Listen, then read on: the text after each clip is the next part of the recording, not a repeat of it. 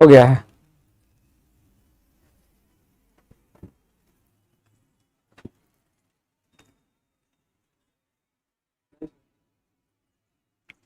जय हिंद एवरीवन, एक और कमेंट लगा दो।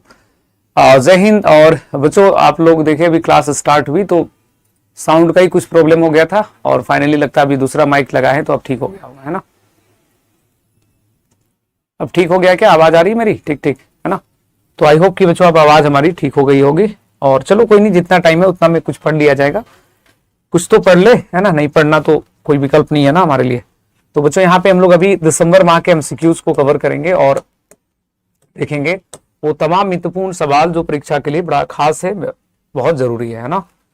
तो सबसे पहला जो प्रश्न हम लोगों का रहने वाला है, जो सबसे पहला प्रश्न रहने वाला है, जो सबसे पहला यहाँ पे सवाल रहने वाला बच्चों हम लोगों का, वो सवाल क्या है? तो वह सवाल हमारे सामने है कि 56वां भारतीय 56 नंबर का जो है बच्चों यहाँ पे 56वां आपसे सवाल है कि 56वां भारतीय अंतर्राष्ट्रीय फिल्म महोत्सव के बारे में गलत कथन की पहचान करो। सवाल आपसे पूछा गया बच्चों इसमें कि इनकरेक्ट स्टेटमेंट क्या है 56 जो भारतीय अंतर्राष्ट्रीय फिल्म महोत्सव है। पहला है कि golden peacock award skin of youth को दिया गया है, क्या ये सही है? संतोष दवाखर को सर्वश्रेष्ठ निर्देशक के लिए सिल्वर पीकॉक अवार्ड मिला है। सेफ हाउस को आईसीएफटी यूनेस्को गांधी मेडल मिला है, बिल्कुल सही है। चीन फोकस देश है और स्पेन भागीदार देश और ऑस्ट्रेलिया स्पॉटलाइट देश के रूप में रहा है।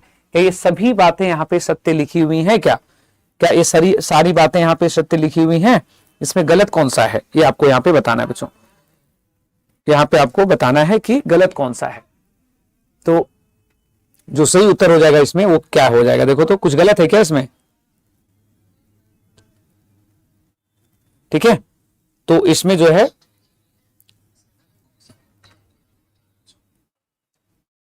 लगता है इसमें हम लोग सारे जो आंसर है वो हमने सही कर दिया है ना, इसमें एक भी हमने लगता है गलत इसमें हमने नहीं रखा है।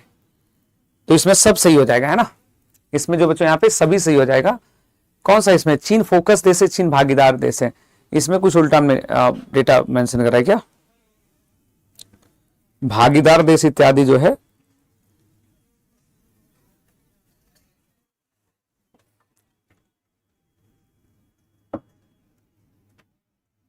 बच्चों आप लोग रीज्वाइन कर लो, हाँ, जिनको दिक्कत आ रहा होगा रीज्वाइन कर लो, शायद फिर इधर से उन्होंने लिंक दूसरा क्रिएट करके बनाया है क्लास को। चलिए, तो ये पहला सवाल था यहाँ पे और इसमें जो है सभी प्रश्न जो है बच्चों इसमें सभी सही हो जाएगा। हाँ, सभी सही होगा, इसमें गलत एक भी नहीं है। तो इसमें गलत को ही गलत कर देते हैं, ठीक है? इसमें गलत को ही गलत कर देते हैं। ओके, नेक्स्ट हमारे सामने क्या बच्चों यहाँ पे नेक्स्ट है अगला जो सवाल यहाँ रहने वाला है कि class of 2026 international tennis hall of fame में किसे शामिल किया गया है? बच्चों international tennis hall of fame में जिस प्लेयर को शामिल किया गया, टेनिस प्लेयर को, उसका नाम क्या है ये आपको यहाँ पे बताना है।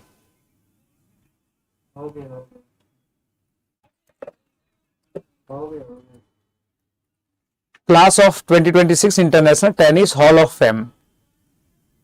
तो बच्चों इसमें हाल ही में रोजर फेडरर को यहाँ पे शामिल किया गया है। नाम क्या हो जाएगा बच्चों इनका? रोजर फेडरर, ठीक है? नाम क्या हो जाएगा इसमें? Roger Federer. और इसको जो है यहाँ पे जो है रोजर फेडरर जो है बच्चों यहाँ पे इन्होंने टोटल जो है वो 20 इन्होंने जो है टोटल 20 जो इन्होंने ग्रैंड स्लैम जो अभी तक यहाँ पे इन्होंने जीत रखे हैं। 20 जो बच्चों इन्होंने ग्रैंड स्लैम का खिताब टाइटल इन्होंने अभी तक जीता है। ग्रैंड स्लैम जो है उसका खिताब इन्होंने जीता है। तो नाम क्या हो जाएगा बच्चों इनका? नाम हो जाएगा इनका रोजर फेडरर, जो कि ऑब्वियसली एक टेनिस प्लेयर है। तो इनको हॉल ऑफ फेम के रूप में यहाँ पर रिकॉग्नाइज किया गया है। ऑप्शन नंबर डी यहाँ पे करेक्ट हो जाएगा बच्चों। उसके बाद है कि हाल ही में विदेश मंत्री एस जयशंकर ने किस देश में नए भारतीय वाणिज्य दूतावास का उद्घाटन किया है? तो बच्चों नए वाणिज्य दूतावास का उद्घाटन किया गया है, संबंधित देश का नाम है रूस में। कहां पे बच्चों? रूस में। और रूस के 2 शहरों में जो है इसका उद्घाटन किया गया था। ये 2 शहर कौन कौन से हैं? तो बच्चों 2 शहर है, एक तो है कजान सिटी, एक है कजान शहर, और बच्चों दूसरा जो शहर है इसमें वो है दूसरा जो शहर है उसका नाम है एकातेरिनबर्ग जो है बच्चों ये यहाँ पे दूसरा शहर है। तो ये उद्घाटन किया गया है विदेश मंत्री एस जयशंकर का। प्रश्न में लिखा है भारतीय वाणिज्य दूतावास। प्रश्न में क्या शब्द प्रयोग हुआ बच्चों इसमें? भारतीय वाणिज्य दूतावास। वाणिज्य देखो दूतावास होता है दो तरह का, एक होता है बच्चों यहाँ पे एक जो होता है यहाँ पे वो होता है कि एक जो होता है इसमें वो है कि एक होता है नागरिक दूतावास और एक होता है वाणिज्य दूतावास। तो वाणिज्य दूतावास उसको कहते हैं जहां पे आर्थिक संबंधों को मेंटेन किया जाता है, आयात और निर्यात को संबंधों को, जहाँ पे टैरिफ जैसी नीतियों को लेकर के चीजें होती है ना, तो इस चीज को यहाँ पे ध्यान रखोगे। ओके, और पहला वाला जो प्रश्न था उसमें फोकस कंट्री कौन था? ऑस्ट्रेलिया था, सॉरी जापान था। इसमें कहा हमने इसमें मेंशन किए होंगे बच्चे, इसमें फोकस कंट्री के रूप में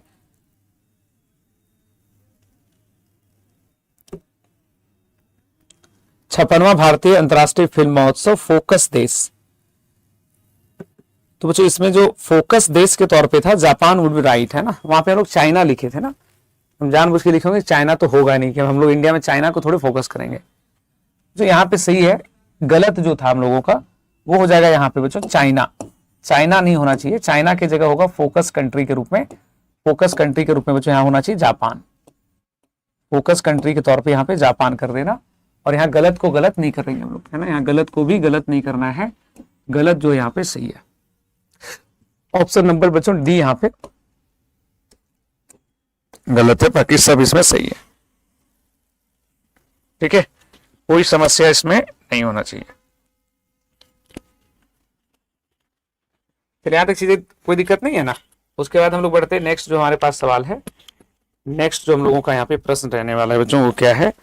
तो नेक्स्ट क्वेश्चन रहने वाला है, अगला सवाल है, अगला सवाल होगा इसमें कि वर्ल्ड बॉक्सिंग कप फाइनल 2025 में भारत ने टोटल कितने स्वर्ण पदक अपने नाम किए थे, कितने गोल्ड मेडल इंडिया ने जीता है? तो बच्चों इंडिया ने इसमें जो है टोटल जो गोल्ड मेडल जीता है उसकी संख्या है 9। इंडिया ने कितना स्वर्ण पदक जीता है बच्चों यहाँ पे? तो 9 है। फाइनल में इंडिया ने जो है वर्ल्ड बॉक्सिंग कप, इंडिया ने इसमें टोटल 9 स्वर्ण पदक जीते हैं। Option number C. Global commitment to development index CDI शीर्ष स्थान पे कौन है? बच्चों वो देश कौन से हैं जो विकास के लिए सबसे ज्यादा अपने आप को समर्पित मानते हैं? तो बच्चों यह इंडेक्स अभी हाल ही में प्रकाशित किया गया है, और इस इंडेक्स के अनुसार दुनिया में जो सबसे समर्पित देश हैं उनमें से देशों का नाम अगर हम लोग देखते हैं बच्चों, तो इसमें से पहला नंबर में है स्वीडन, दूसरा में जर्मनी और तीसरा में है नॉर्वे। बच्चों इस इंडेक्स में भारत का जो स्थान है बहुत पुअर है ऑब्वियसली, तो भारत इसमें बच्चों 36 रैंक पे है। कौन सा रैंक है इसमें? भारत 36 रैंक पे। शब्द क्या लिखा है? Global commitment to development index, यानी कि विकास के लिए जो प्रेरित है, कौन सा देश ऐसा है जो डेवलपमेंट को लेकर के, तो इस चीज को यहाँ पे ध्यान रखोगे। तो पहला नंबर पे कौन है बच्चों यहाँ पे? तो पहला नंबर पे जो है वो है स्पेन। ठीक है, इस चीज का यहाँ पे ध्यान रखेंगे।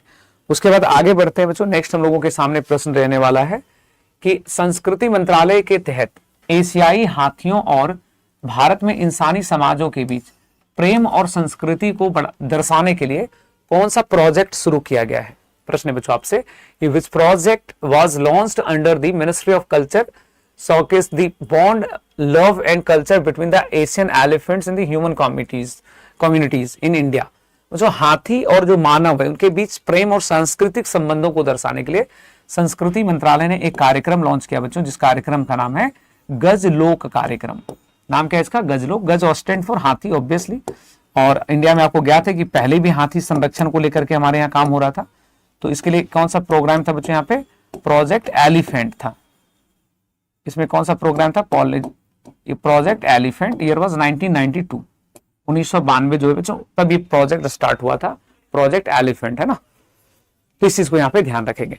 आगे बढ़ते हैं। नेक्स्ट क्वेश्चन है कि 53वें इंटरनेशनल एमी अवार्ड्स कौन सा सम्मिलन गलत है? बच्चों एमी अवार्ड्स जो है बहुत प्रतिष्ठित अवार्ड है बच्चों फिल्म जगत का, तो इसमें आपसे पूछ रहा है कि कौन सा मिलान गलत है। जैसे best arts programming Ryuichi Sakamoto Japan का है, क्या ये सही है? Best performance by actress Anna Maxwell, obviously correct है।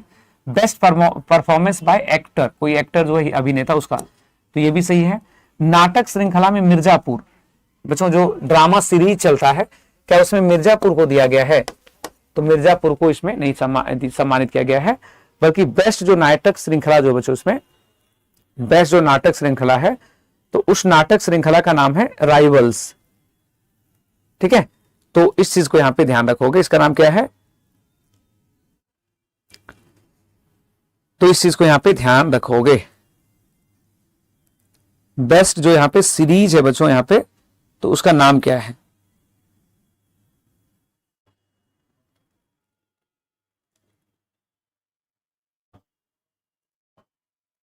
ठीक है।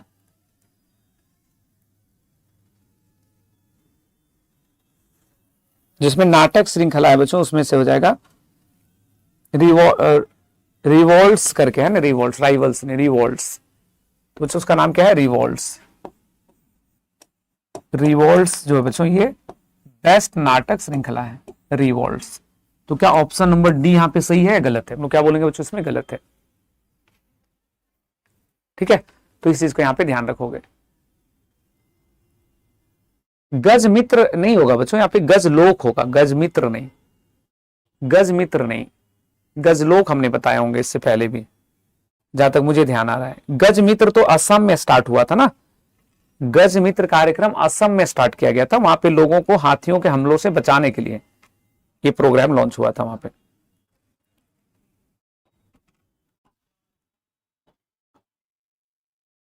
ठीक है। तो गज लोक जो था वो सही था उसमें बच्चों। आगे बढ़ेंगे, नेक्स्ट क्वेश्चन होगा कि चक्रवाती तूफान दित्वा से बचाव के लिए भारत ने कौन सा ऑपरेशन चलाया था। तो चक्रवाती तूफान का नाम क्या है, दित्वा। एक दिन चक्रवाती तूफान वाला सारा डिटेल हम पढ़ा देंगे, ठीक है। कौन सा तूफान आया, क्या नाम रखा गया, हम उसका पूरा डिटेल्स बनाए हुए हैं एक्चुअली, अब इसमें लगाना भूल गए हैं। तो बच्चों ये जो तूफान था इसके बचाव के लिए, ये जो तूफान था बच्चों, ये जो तूफान था इससे बचाव के लिए भारत ने एक प्रोग्राम चलाया था बच्चों, जिसका नाम है ऑपरेशन सागर बंधु। और ऑपरेशन सागर बंधु जो बच्चों ये कहां पे चला गया था, तो श्रीलंका में। मतलब अगर आप देखोगे कि इससे जो सबसे ज्यादा नुकसान हुआ था इस चक्रवात से, तो बच्चों सबसे ज्यादा इससे नुकसान किसको हुआ था, श्रीलंका को। तो भारत ने यहां पे चलाया ऑपरेशन जो है सागर बंधु चलाया था, ठीक है। ऑपरेशन ब्रह्मा कहां चलाया गया था, आपको ध्यान आ रहा है, तो बच्चों ऑपरेशन ब्रह्मा चलाया गया था म्यांमार में। जब म्यांमार में जब आया था बच्चों, तो जब वहां पे, तो उस समय क्या चला गया था, ऑपरेशन ब्रह्मा।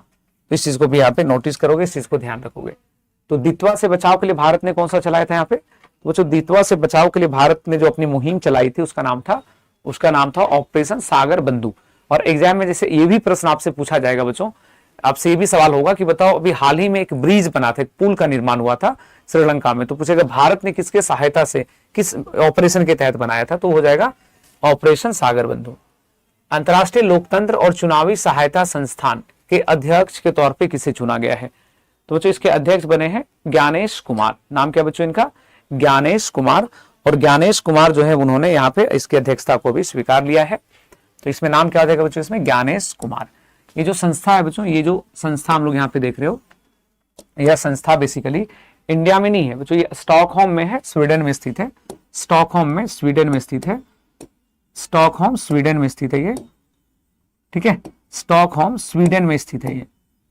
और इस संस्था में जो इसकी अध्यक्षता सौंपी गई है, इसकी जो चेयरमैनशिप, इसकी जो अध्यक्षता जो है बच्चों, यह अध्यक्षता कौन करने वाला है, तो भारत करने वाला है, भारत की तरफ से ज्ञानेश कुमार। और ये जो संस्था है बच्चों, ये जो संस्था है शॉर्ट में इसको हम लोग क्या कहते हैं, IDEA। यह जो संस्था है IDEA, यह संस्था बच्चों स्टैब्लिश हुआ था, ईयर वाज 1995 में जो है इसकी स्थापना हुई थी 1995, ठीक है। और हेडक्वार्टर कहां पे बच्चों, इसमें स्टॉकहोम में है, स्टॉकहोम स्वीडन में है। इस चीज को यहाँ पे ध्यान रखोगे। ज्ञानेश कुमार कौन है भाई, chief election commissioner of India, CEC of India, Bharat के मुख्य निर्वाचन आयुक्त हैं। और भाई काफी खबरों में भी रहते हैं, है ना, खबरों में ऑब्वियसली ऑपोजिशन के द्वारा तरह तरह के बीच में आरोप इनके ऊपर जो है वो लगाए गए हैं। आगे बढ़े जो नेक्स्ट है कि आर्कटिक एक्सप्रेस मार्ग का संबंध किस देश से है। बच्चों आर्कटिक एक्सप्रेस मार्ग जो है इसको चीन ने शुरू किया है। किसने किया है, चीन ने। इस मार्ग को आइस सिल्क रूट भी नाम दिया गया है। आइस सिल्क रूट जो है इसका नाम दिया गया है, सिल्क रूट भी कहा जाता है, रूट भी कहा जाता है, बच्चों इसमें हो ये रहा है कि चीन जो है बच्चों, चीन वो आर्कटिक, चीन जो है यहाँ पे क्या कर रहा है, वो आर्कटिक क्षेत्रों से, आर्कटिक मार्ग से करते हुए वो यूरोप के बाजार तक अपनी पहुंच को बना रहा है।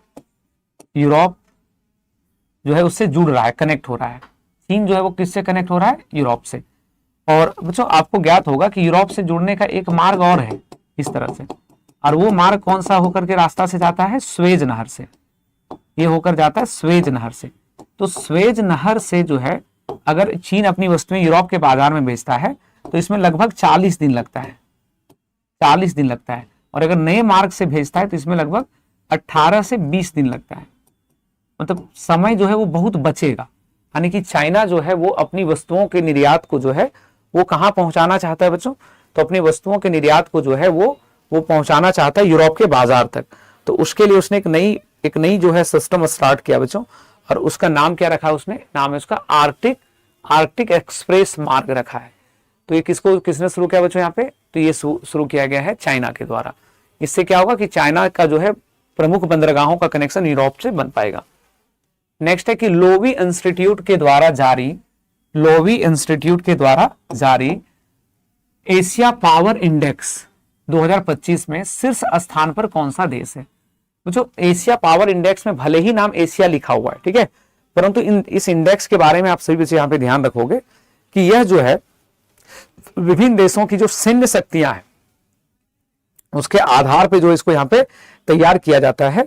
और इस क्रम में अगर देखें बच्चों कि कौन सा देश जो है वहां पे टॉप पे है या उसका क्या यहाँ पे है, तो इसमें जो सही उत्तर है कि दुनिया का जो एशिया पावर इंडेक्स में जो पहला नंबर पे ये है अमेरिका, दूसरा नंबर में बच्चों यहाँ पे चाइना है, और तीसरा नंबर पे भारत है, चौथा पे रूस है। तो शीर्ष नंबर पे कौन है इसमें, शीर्ष नंबर पे अमेरिका है। और ध्यान देना एक और इंडेक्स आता है बच्चों, ग्लोबल फायर पावर इंडेक्स, ठीक है। तो ग्लोबल फायर पावर इंडेक्स जो है, तो उस इंडेक्स में जो है इंडेक्स जो बच्चों वहां पे, तो इंडेक्स में जो है वो आप देखोगे तो ग्लोबल फायर पावर में इंडिया का रैंक 4th नंबर पे होगा, है ना। तो वो डिफरेंट चीज है, उसमें आप मैच नहीं करा लेना, ठीक है। चलिए, तो इस चीज को यहाँ पे हम लोगों ने देख लिया बच्चों। उसके बाद नेक्स्ट हम लोगों के सामने है कि इंडियन ऑफ द ईयर 2025 के आउटस्टैंडिंग अचीवमेंट श्रेणी में किसे सम्मानित किया गया है। तो जो इस श्रेणी में सम्मानित किया गया है जय शाह को। तो जय शाह जो है ये बीसीसीआई के पूर्व सचिव हैं, बीसीसीआई के फॉर्मर सेक्रेटरी ऑफ बीसीसीआई, पूर्व सचिव के पद पे रह चुके हैं, और साथ ही साथ वर्तमान में जो है ये वर्तमान में आईसीसी अध्यक्ष हैं बच्चों, ये आईसीसी अध्यक्ष, ठीक है। तो आईसीसी अध्यक्ष रह चुके हैं और अभी बीसीसीआई के पूर्व सचिव हैं। तो उनका क्रिकेट में जो उनका योगदान है, उन्होंने जो कंट्रीब्यूट किया है क्रिकेट को, उसके लिए बच्चों उन्हें एक पुरस्कार से सम्मानित किया गया है। और यह पुरस्कार जो है यहाँ पे ये आपको यहाँ पे देखने को मिल रहा है, ठीक है। तो क्रिकेट प्रशासन में जो है उनकी भूमिका को लेकर के उन्हें यह पुरस्कार अभी प्रदान किया गया है। तो ये बातें आपको ध्यान रखना है, ठीक है, ये बातें आपको ध्यान रखना है। सबसे यंगेस्ट थे ये जब आईसीसी के चेयरमैन बने। दुनिया का सबसे बड़ा शहर कौन बन गया बच्चों, जनसंख्या के ही बारे में बात हो रही है। तो दुनिया का सबसे बड़ा शहर जो है बच्चों उसका नाम है जकार्ता। जकार्ता की आबादी जो है 4 करोड़ 19 लाख लोगों के साथ जो है, इसकी आबादी कितना है 4.19 करोड़, यानी कि लगभग यहाँ पे 4 करोड़ 19 लाख लोग बच्चों यहाँ पे रहते हैं। उसका दूसरा नंबर पे ढाका, और ढाका जो है बच्चों इसमें वो है 3 करोड़ 3.66 करोड़ लोग यहाँ पे रहते हैं बच्चों ढाका में। और ढाका के बाद जो है, ढाका के बाद अगर हम लोग इसमें देखेंगे शहरों में, तो इसमें बच्चों दिल्ली, टोक्यो भी जो है वो टॉप में आता है, ठीक है। तो इसमें जो है टोक्यो भी हमारा टॉप में आता है, 3rd नंबर पे टोक्यो जो है 3rd नंबर पे है, और 4th नंबर पे दिल्ली है बच्चों। तो रैंक आप अगर देखोगे तो कौन सा शहर इसमें आ गया है, तो शहर जो टॉप कर गया बच्चों वो है जकार्ता। जकार्ता कहाँ पे है, इंडोनेशिया में।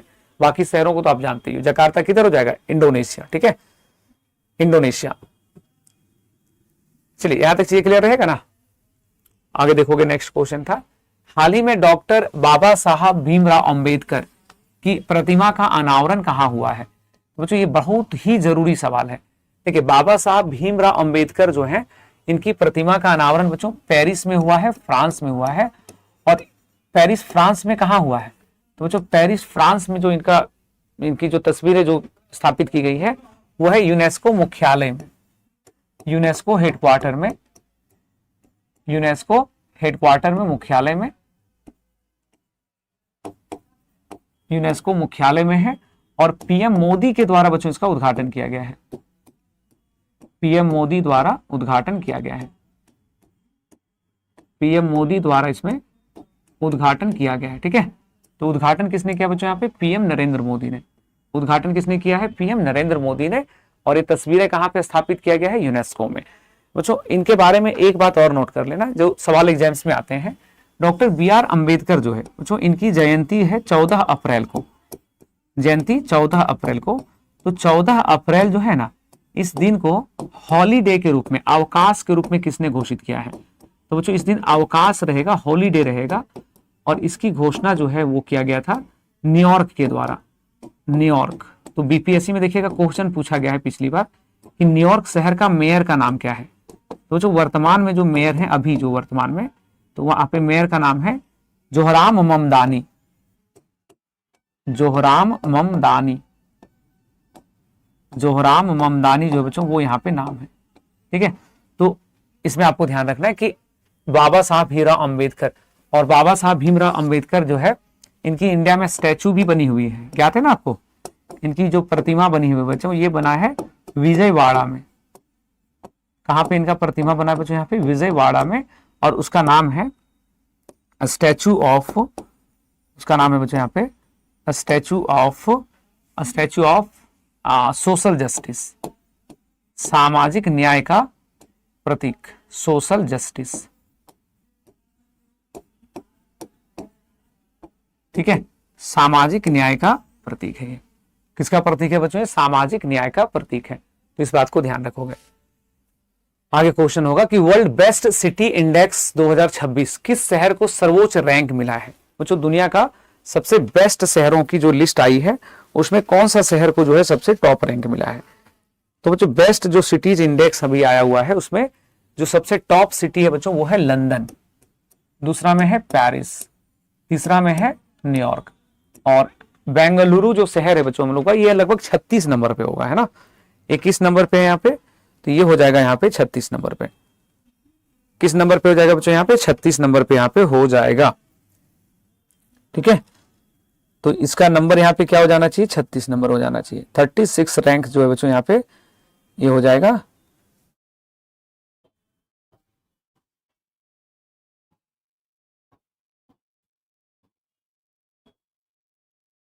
उनतीस नंबर है, सॉरी, बेंगलुरु जो है बच्चों ये है 29 नंबर पे, 29th रैंक है, 29th रैंक है। ठीक है, तो भारत का जो टॉप सिटी है वो है बैंगलोर, लेकिन ग्लोबल रैंक क्या है इसका? 29 नंबर पे है। आगे सवाल होगा इसमें कि overcoming disruption transforming the AIDS response, इस थीम के साथ वर्ल्ड एड्स दिवस कब मनाया गया है? तो बच्चों वर्ल्ड एड्स दिवस जो है ये 10 दिसंबर को, प्रतिवर्ष कब मनता है बच्चों? एड्स दिवस 10 दिसंबर को। परीक्षा के अंदर जो है पूछा जाता है थीम, तो हमने थीम ऊपर ही लिख रखा है। और बच्चों ये जो वर्ल्ड एड्स दिवस जो है ये बेसिकली 1998 से जो है ये पहली बार मनाया गया था, यानी कि ईयर वाज 1998, 1998 से ये प्रारंभ हुआ है, 1998 से ये प्रारंभ हुआ है। और ठीक है, 1998 से बच्चों ये शुरुआत हुआ है, प्रारंभ हुआ है।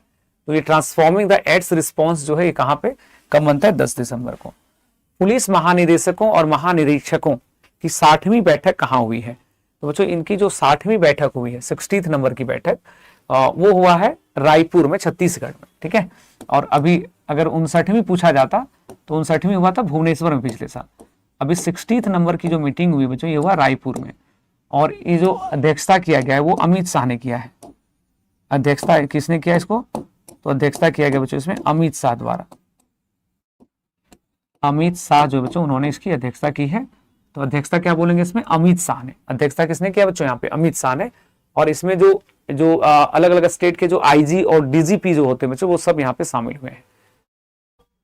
तो इस चीज को ध्यान रखोगे। 10 दिसंबर को ह्यूमन राइट्स दिवस होता है ना, ये करेक्ट आंसर क्या होगा? 1 दिसंबर। इसमें तो मानवाधिकार दिवस है, मानवाधिकार दिवस, ह्यूमन राइट्स डे, मानवाधिकार दिवस है ना। तो इसमें बच्चे माफी चाहूंगा, 1 दिसंबर होगा, ये सब तो जानते ही हो। 1 दिसंबर यहाँ पे करेक्ट आंसर हो जाएगा। आगे सवाल क्या है कि पुरुषों का world athlete of the year किसको चुना गया बच्चों, पुरुषों में। तो world athlete of the year के तौर पे जो है ये जो है स्वीडन के हैं, आर्म डुप्लैंटिस जो है उनको चुना गया है, ठीक है। तो इस चीज को यहाँ पे ध्यान रखेंगे, किसको चुना गया यहाँ पे, तो आर्म डुप्लैंटिस को जो यहाँ पे चुना गया है। आर्म डुप्लैंटिस जो बच्चों पुरुषों में इसको चुना गया है, और ये जो है बिलोंग्स करते हैं, इस बिलोंग्स टू स्वीडन। ये इनका जो कंट्री हो जाएगा बच्चों वो है स्वीडन। इनका कंट्री कौन सा हो जाएगा इसमें, तो ये हो जाएगा स्वीडन, ठीक है। ये कंट्री कौन सा बच्चों यहाँ पे, स्वीडन हो जाएगा। और अगर महिला के वर्ग में पूछेगा, महिला वीमेन कैटेगरी में, तो महिला वर्ग में इनको चुना गया है। महिला वर्ग में नाम क्या है इसका, सिडनी मैकलॉफ्लिन लेब्रॉन। तो महिलाओं के वर्ग में बच्चों इनको चुना गया है, महिलाओं के वर्ग में, और ये बिलोंग करती हैं अमेरिका से, ये बिलोंग करती हैं अमेरिका से। तो बच्चों पुरुषों के वर्ग में अलग नाम होगा, महिलाओं के वर्ग में अलग नाम होगा, है ना। ये है athlete of the year Armand Duplantis. Next होगा कि मलेशिया में आयोजित 31वें सुल्तान अजलान शाह कप का खिताब किसने जीता है, तो बच्चों बेल्जियम ने जीता था, भारत को हरा दिया था इसमें। तो इस खिताब को किसने जीता है बच्चों, बेल्जियम जो है, बेल्जियम जो उसने जीत लिया है। हराया किसको था फाइनल मुकाबले में, भारत को। ये बहुत महत्वपूर्ण खिताब होता है हॉकी क्रिकेट हॉकी में। तो ये हॉकी टूर्नामेंट जो है बच्चों, हॉकी टूर्नामेंट, तो इस हॉकी टूर्नामेंट का आयोजन जो है मलेशिया में होता है हर साल। एग्जाम में कई बार ये पूछ देता है कि इसका संबंध किससे है, कौन सा स्पोर्ट से, तो बच्चों ध्यान रखोगे हॉकी से है। किससे संबंधित है ये, हॉकी से, ठीक है। तो इसको किसने जीता था, बेल्जियम ने भारत को हरा दिया। एक दिवसीय अंतरराष्ट्रीय क्रिकेट में सबसे ज्यादा छक्का लगाने वाला प्लेयर कौन है, तो बच्चों ये रोहित शर्मा है, दूसरा नंबर में शाहिद अफरीदी है, तीसरा में क्रिस गेल है, और चौथे स्थान पे सनत जयसूर्या है। तो बच्चों सबका रिकॉर्ड अभी तोड़ दिया है अपना रोहित, हिटमैन के नाम से इनको हम लोग जानते हैं। तो रोहित शर्मा ने बच्चों अभी सबका जो है वो रिकॉर्ड यहाँ पे तोड़ दिया है। रोहित शर्मा ने बच्चों टोटल 352 छक्के लगा दिए थे, 352 छक्के जो है इन्होंने लगा दिए हैं। और इससे पहले जो था शाहिद अफरीदी का वो था 351, तो 351 के बजाय उन्होंने कितने लगा दिए बच्चों, 352। तो सबसे ज्यादा 6 लगाने वाला प्लेयर कौन है, इसमें मुझे इंतजार है वैभव सूर्यवंशी का। वैभव सूर्यवंशी जैसे प्लेयर है बच्चों कि अगर वो थोड़ा दिन रह गए तो क्रिकेट के अंदर वो सारी चीजें वो कर देंगे जिसकी लोग कल्पना भी नहीं करते हैं, है ना। तो यहाँ पे सारी बातें ध्यान रखोगे। चलिए आगे बढ़ते हैं। नेक्स्ट क्वेश्चन हमारे सामने है कि वर्ष 2025 का वर्ड ऑफ द ईयर संबंधित सही मिलान की पहचान करो। तो बच्चों सही मिलान कौन सा है, ऑक्सफोर्ड डिक्शनरी ने रेजबेट को वर्ड ऑफ द ईयर चुना था क्या, ऑक्सफोर्ड डिक्शनरी ने रेजबेट को वर्ड ऑफ द ईयर चुना है क्या, तो ऑक्सफोर्ड डिक्शनरी ने, बिल्कुल सही बात है बच्चों, रेजबेट को चुना है यहाँ पे। उसके बाद है कैम्ब्रिज डिक्शनरी ने पैरासोशल को अपना वर्ड ऑफ द ईयर चुना था क्या, बिल्कुल सही है। और कॉलिंस डिक्शनरी ने वाइब कोडिंग को, तो बच्चों ये भी क्या हो जाएगा, सही हो जाएगा। सभी बच्चे इस बात का ध्यान रखोगे कि ये जो शब्द लिखे इसका मीनिंग क्या होता है वो भी समझ लो। रेजबेट का मतलब होता है बच्चों, रेजबेट का मतलब आप लोग लिख लीजिएगा, ठीक है। रेजबेट का मतलब होता है, द वर्ड रेजबेट स्टैंड फॉर, रेजबेट शब्द जो है बच्चों गलत है, कौन सा गलत है, सी वाला गलत है, कॉलिंस डिक्शनरी वाला, कॉलिंस। अरे मैंने इसको सही कर दिया है बच्चे, रेजबेट तो इसने ना बनाया है।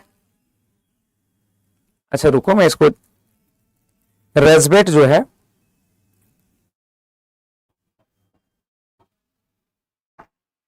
रेजबेट को जो है घोषित किया है ऑक्सफोर्ड ने, तो ठीक तो है रेजबेट ऑक्सफोर्ड ने किया हुआ है, इसमें गलत कैसे हो जाएगा बच्चे। अरे मैंने बाद में इसको चेंज किया ऑप्शन, जो लोग शुरू में पढ़ा होगा तो उन लोग गड़बड़ा रहा है। पैरासोशल जो बच्चों ये भी सही है, पैरासोशल जो है इसको कैम्ब्रिज ने किया हुआ, ये भी सही है। उसके बाद एक बच गया तो कॉलिंस डिक्शनरी ने, बिल्कुल सही है ना। तो करेक्ट आंसर हो जाएगा बच्चों ऑप्शन नंबर डी। मीनिंग सुन लो सबका, है ना। रेजबेट जो वर्ड है, रेजबेट वर्ड, ये और रेजबेट जो वर्ड है बच्चों, ये वर्ड जानबूझ करके सोशल मीडिया पे किसी को प्रोवोक करने के लिए जो वर्ड यूज करते हैं, देखते हो जानबूझ करके लोग क्या करता है। आप पहले की पीडीएफ में तो क्वेश्चन चेंज नहीं करेंगे, कुछ क्वेश्चन तो थोड़ा सा उसको भाषा बदलते हैं ना। तो देखिए हुआ क्या है कि रेजबेट शब्द जो होता है इसका मतलब हुआ कि ऐसा शब्द प्रयोग करना सोशल मीडिया पे जानबूझ के कि उससे लोग ना जो थोड़ा सा ज्यादा पॉपुलैरिटी मिले, थोड़ा सा ज्यादा इंटरेक्शंस बढ़े, लोगों को गुस्सा दिलाने के लिए, लोगों को फ्रस्ट्रेट करने के लिए जानबूझ के यूज करने वाले शब्द। तो उसके लिए वर्ड का यूज क्या करते हैं बच्चों यहाँ पे, तो उसके लिए वर्ड का प्रयोग होता है रेज़बेट, भड़काऊ कंटेंट कह सकते हो। उसका दूसरा वर्ड क्या बच्चों, पैरासोशल। पैरासोशल का मतलब होता है कि किसी फेमस पर्सनालिटी से अपना भावनात्मक संबंध को महसूस करना। फॉर एग्जाम्पल, मान लो आप विराट कोहली को पसंद करते हो, तो विराट कोहली से आपका डायरेक्ट मिलना जुलना बातचीत नहीं है, परंतु आपको ऐसा महसूस होता है कि आपका उसके साथ कुछ कनेक्शन है। तो इसके लिए वर्ड यूज क्या होता है, पैरासोशल। वर्ड क्या यूज करते हैं, पैरासोशल।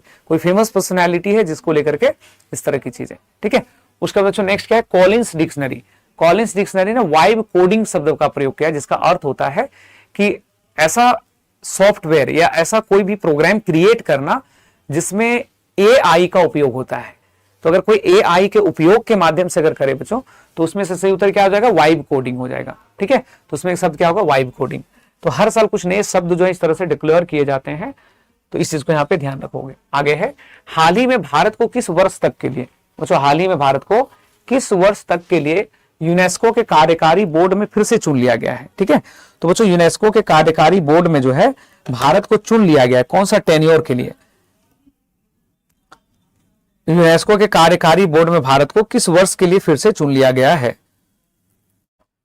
इसमें क्या हो जाएगा बच्चों, यहां पे 2025 से 29, इसमें क्या हो जाएगा यहाँ पे 2025 से लेकर के बच्चों 2029 तक, ठीक है। 2025 से लेकर के 2029 तक, हाँ। तो इसमें सबसे पहले क्या हो जाएगा, इसमें भारत को जो है बच्चों ये यूनेस्को के एग्जीक्यूटिव बोर्ड में जो है वो जोड़ा गया है 2025 से 2029 तक। नेक्स्ट होगा कि संचार साथी किस संगठन के द्वारा विकसित किया गया है। बच्चों संचार साथी जो है ये दूरसंचार विभाग जो है, डिपार्टमेंट ऑफ टेलीकम्युनिकेशन, उसके द्वारा इसको विकसित किया गया है।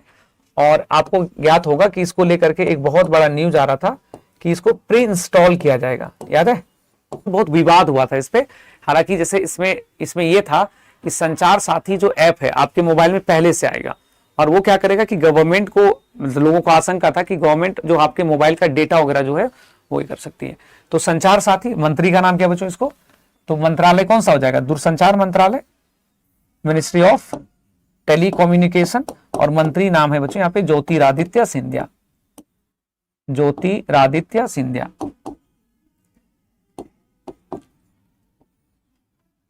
सिंधिया साहब जो है उन्होंने इसे लॉन्च किया है।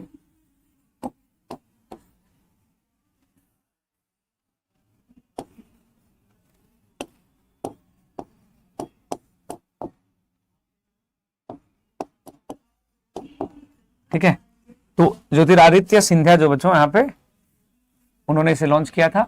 प्रधानमंत्री कार्यालय बच्चों पीएमओ का नाम बदलकर क्या कर दिया गया है, तो पीएमओ का नाम परिवर्तित करके बच्चों कर दिया गया है सेवा तीर्थ। क्या कर दिया गया था, सेवा तीर्थ। और राजभवन जो होता है राज्यपाल का निवास, राजभवन, तो बच्चों राजभवन का निवास का नाम बदल के कर दिया गया है, राजभवन होता है राज्यपाल का निवास, उसको कर दिया गया लोक भवन। बच्चों एक है केंद्रीय सचिवालय, केंद्रीय सचिवालय, तो केंद्रीय सचिवालय जो है बच्चों यहाँ पे केंद्रीय सचिवालय, अब उसको नाम दिया गया कर्तव्य भवन, ठीक है। तो इस चीज को ध्यान रखना। और अभी आपको ज्ञात होगा कि बहुत सारा नाम बदला, जैसे पहले होता था राजपथ, तो राजपथ जो होता है बच्चों उसका नाम कर दिया गया है कर्तव्य पथ, कर्तव्य पथ, ठीक है। उसी तरह से यहाँ पे एक और नाम है, जैसे बच्चों एक होता था राष्ट्रपति भवन जो है उसके अंदर 3 चीजें हैं, ठीक है। राष्ट्रपति भवन में 3 चीजें हैं, तीनों का नाम बदला गया। जैसे मुगल गार्डन हुआ करता था, तो जो मुगल गार्डन जो है इसका नाम बदल दिया गया है, और अब इसका नाम जो है वो कर दिया गया है, मुगल गार्डन का नाम परिवर्तित करके अमृत उद्यान, अमृत उद्यान बच्चों इसका नाम कर दिया गया है। उसके बाद यहाँ पे एक और नाम है, जैसे आप नाम सुनते होंगे कि अशोक ना, अशोक जो है दरबार हुआ करता था,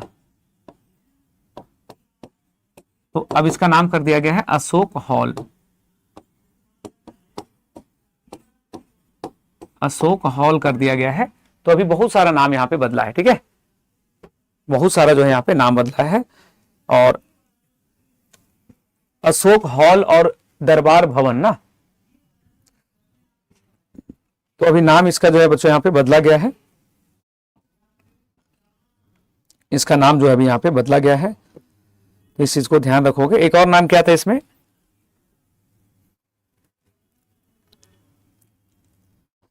एक था दरबार हॉल।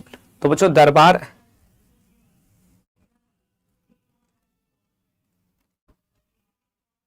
ठीक है, एक और था बच्चों यहाँ पे दरबार हॉल। तो दरबार हॉल जो था ना, ये था एक यहाँ पे नाम था दरबार हॉल। तो दरबार हॉल जो है इसका भी नाम बदल दिया गया है, और इसका नाम बदल के कर दिया गया है गणतंत्र मंडप।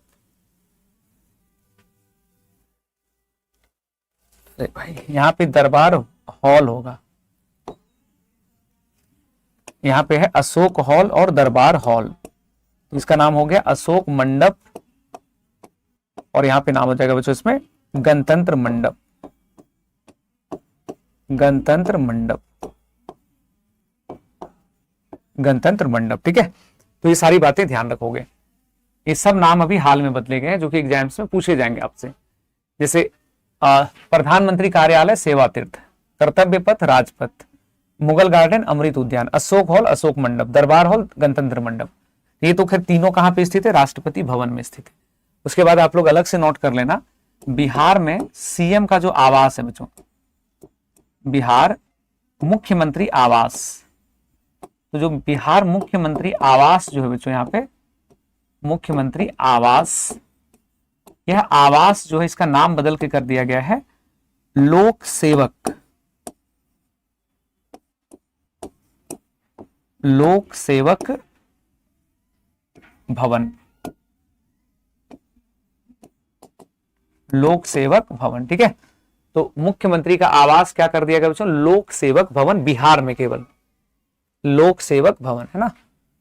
आगे बढ़ेंगे बच्चों, नेक्स्ट है कि काशी तमिल संगमम के चौथे संस्करण का उद्घाटन 2 दिसंबर को कहां हुआ है। तो बच्चों अगर उद्घाटन पूछेगा तो बोलेंगे वाराणसी में हुआ है। कहां पे, वाराणसी में। किसके द्वारा उद्घाटन किया गया बच्चों, धर्मेंद्र प्रधान, ठीक है, धर्मेंद्र प्रधान जो कि शिक्षा मंत्री हैं भारत सरकार के, और बच्चों योगी आदित्यनाथ द्वारा, योगी आदित्यनाथ के द्वारा जो कि सीएम है यूपी के, तो उनके द्वारा किया गया। और अगर पूछेगा समापन कहां हुआ है, समापन, ये कार्यक्रम खत्म कहां हुआ, तो जो समापन बोलेंगे रामेश्वरम में, और समापन समारोह में उपराष्ट्रपति ने जो है वो भाग लिया था, उपराष्ट्रपति जो हमारे हैं उन्होंने भाग लिया था बच्चों, सीपी राधाकृष्णन, नाम क्या उनका, तो सीपी राधाकृष्णन। ठीक है, और बच्चों ये काशी तमिल संगमम क्या है वो समझोगे, तो काशी तमिल संगमम जो है 2022 में पहला आयोजन, पहला संस्करण, फर्स्ट एडिशन कब हुआ था इसका, 2022 में। उसके बाद बच्चों 2023 में ये दूसरी बार आयोजित हुआ था, सेकेंड एडिशन हुआ था, 2024 में थर्ड एडिशन हुआ था, और अब 2025 में जो बच्चों इसका फोर्थ एडिशन हुआ है, चौथा आयोजन हुआ है। यह जो कार्यक्रम है काशी तमिल संगमम, यह कार्यक्रम बच्चों भारत सरकार का एक पहल है, एक भारत श्रेष्ठ भारत, तो उस पहल के अंतर्गत ही होता है एक भारत श्रेष्ठ भारत।